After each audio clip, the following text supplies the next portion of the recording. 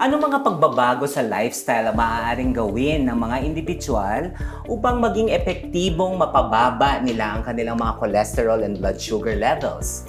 Unang-una ho, dapat tamang pagkonsulta at ang regular na follow-up. Lagi ko sinasabi to sa mga pasyente ko na kailangan natatrack or monitor sila. Hindi porket walang nararamdaman ay maayos sila dahil minsan traidor din ho ang mga komplikasyon ng diabetes and hypertension. Pangalawa, disiplina sa pagkain at syempre ho yung sinasabi nating mag-ehersisyo or maging aktibo po. Sa mga pagkain, iwasan natin ang simple sugars at ang mga mamantika. So kabilang sa mga simple sugars, yung sobrang prutas, sobrang tinapay, sobrang kanin, mga malasang inumin, tubig na lang sana, no? At iwasan ang mga 3-in-1 drinks.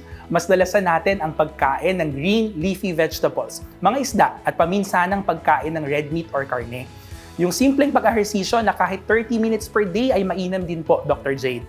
Para naman sa may mga history ng chronic condition, Dr. James, no, sa kanilang mga pamilya, ano ba ang proaktibong hakbang na maaari nilang gawin, no, upang masubaybayan at ma-manage ang kanilang mga health numbers? Ang lagi ko pong habilin sa mga pamilya ng aking pasyente ay hindi lamang mismong pasyente ang pasyente per se.